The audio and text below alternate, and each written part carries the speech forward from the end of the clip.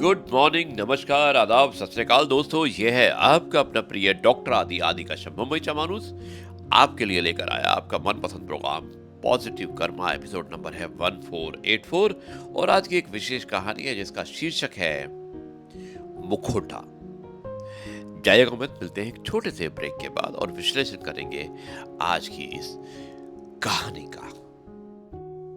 मुखौटा, महेश शर्मा द्वारा लिखित ये कहानी। शुरुआत करता हूं इस कहानी की कुछ इस प्रकार। पारस एक खिलौने वाले की दुकान पर खड़ा था। अभी अभी उसका रिजल्ट आया था जिसमें वो फर्स्ट डिवीजन से पास हुआ। उसके पापा श्रीकांत जी उसे लेकर पास ही खिलौनों की दुकान पर आ गए। वहां पारस ने बहुत से खिलौने देखे लेकिन उसे कुछ भी समझ नहीं आ रहा था और बहुत देर बाद उसे दुकान पर एक मुखौटा दिखाई दिया जो कि एक मुस्कुराते हुए आदमी का था।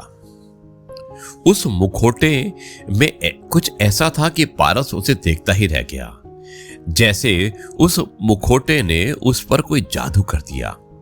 पारस अपने पापा से उस मुखौटे को लेने की जिद करने लगा। उसके पिता ने कहा कि बेटा इसका क्या करोगे, कोई खिलौना ले लो, देख कितनी अच्छी कार है, रिमोट वाली है।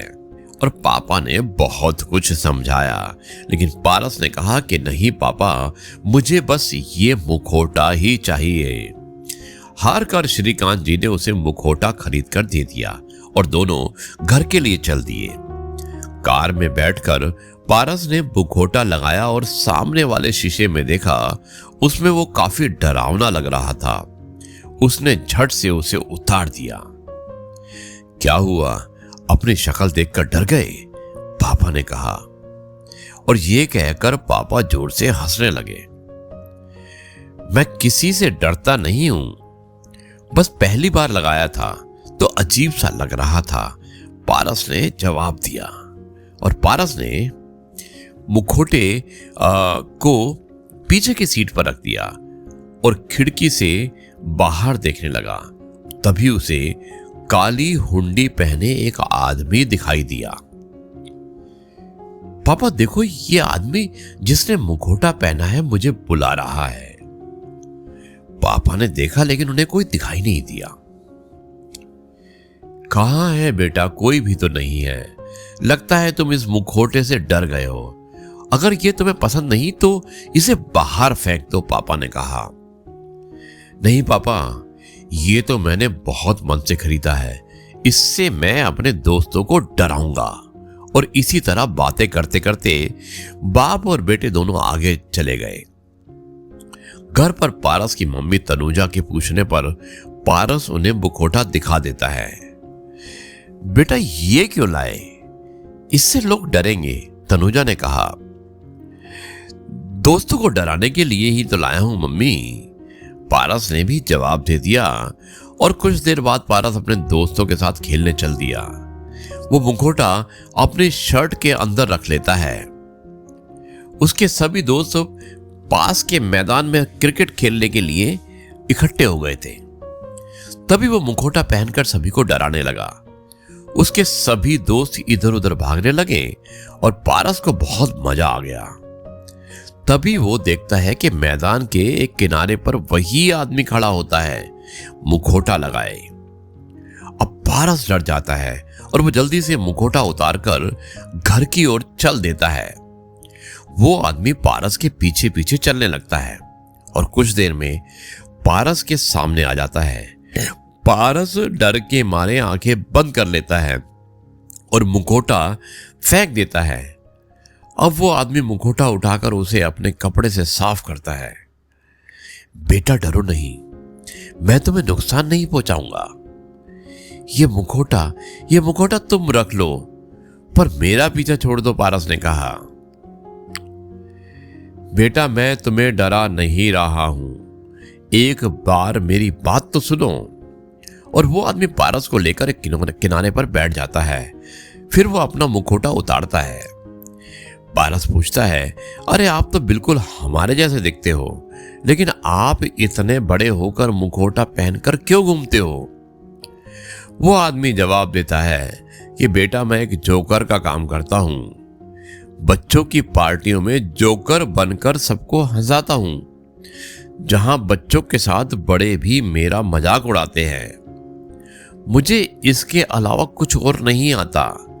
एक दिन मैं एक बर्थडे की पार्टी में अपने करतब दिखा रहा था और उस पार्टी में मेरा छोटा सा बेटा भी आ गया। मुझे उसके बारे में पता नहीं था। तभी मेरे हाथ पर बंधी घड़ी से उसने मुझे पहचान लिया।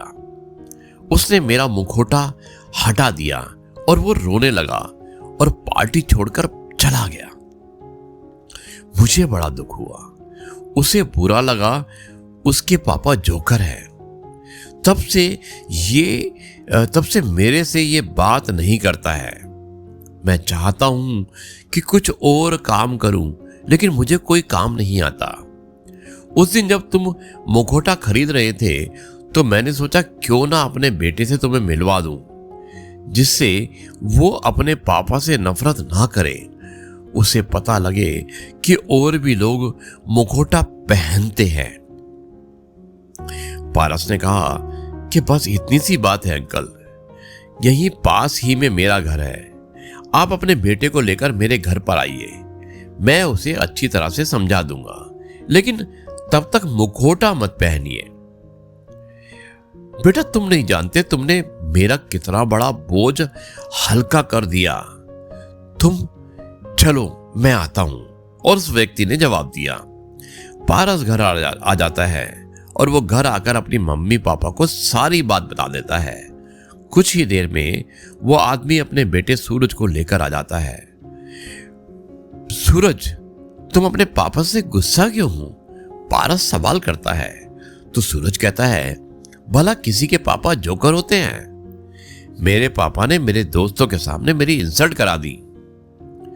श्रीकांत कहते हैं कि बेटा कोई काम छोटा या बड़ा नहीं होता, और वैसे भी तुम्हारे पापा ये सारा मुखौटा लगा कर करते हैं। जितना भी काम करते हैं मुखौटा लगा कर ही करते हैं, इसलिए चिंता करने की कोई जरूरत नहीं। उन्हें कोई नहीं पहचानता। उसके बाद पारस सूरज को लेकर वो मुखौटा दिखाता है, उसे पहनता है और पारस का चेहरा एकदम ढक जाता है। सूरज भी मुखौटा पहनकर देखता है।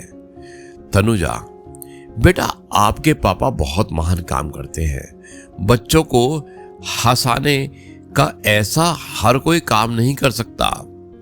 फिर भी अगर तुम्हें यह सब पसंद नहीं है तो मैं उन्हें समय दो और वो अपना काम बदल लेंगे। उसके लिए उन्हें कोई और काम सीखना होगा जिससे संघर्ष करना पड़ेगा। लेकिन अगर तुम उनसे गुस्सा नहीं रहोगे तो उन्हें बहुत अच्छा लगेगा। और ये सुनकर सूरज रोने लग जाता है। सूरज जो उस लड़की का भाई था और अपने पापा से लिपट कर माफी मांगता है। श्रीकांत जी बोलते हैं कि भाई साहब, आप कल से जब भी आपके पास समय हो मेरे ऑफिस आ जाना। वहां मैं आपको अकाउंट का कुछ हिसाब किताब सिखा दूंगा और 2-3 महीनों में आप सीख जाओगे। इससे वो बहुत खुश होता है। पारस और श्रीकांत जी का धन्यवाद करके अपने घर की ओर चले जाता है। बेटा कोई भी खिलौना आज तुम्हें ये खुशी नहीं देता जो इस मुखौटे ने तुम्हें दी है, इसलिए ये तुम आज बहुत महसूस करके रहोगे, क्योंकि इसमें तुम्हारी तपस्या, तुम्हारी लगन और तुम्हारी जिज्ञासा लगी है। नमस्कार। तो जी हाँ दोस्तों, कैसी लगी ये कहानी जिसमें आपने देखा एक बच्चा जो परीक्षा में अच्छे नंबर लेकर आता है, उसके पापा उसे बाजार लेकर जाते हैं जहां पर कहते हैं कि जो मनपसंद खिलौना हो तुम खरीद लो। लेकिन वो बच्चा एक मुखौटा खरीदता है और जैसे ही वो मुखौटा खरीदता है एक दूसरा व्यक्ति एक मुखौटा उसी तरह का पहनकर उसके पीछे पीछे आता रहता है। बाद में मालूम चलता है कि वो व्यक्ति जोकर था और जोकर है, और वो व्यक्ति उसे बच्चे को अपनी कहानी बताना चाहता है कि उसका बेटा उसके इस रूप से खुश नहीं है।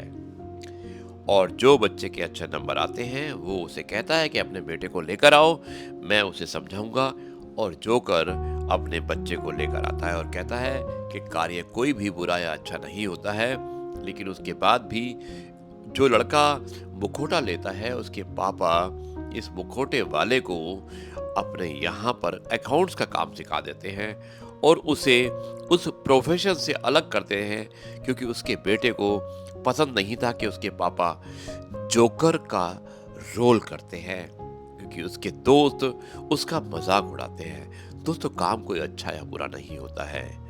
हमेशा जो भी आप काम करते हैं उसे ईमानदारी से कीजिएगा, ईश्वर आपके साथ में है। अब मैं इस कार्यक्रम को यहीं पर समाप्त करता हूँ और कल आपसे एक बार फिर मुलाकात होगी कुछ नई बातों के साथ। तब तक के लिए कहता हूँ जय गुरु जी, शुक्राना गुरु जी।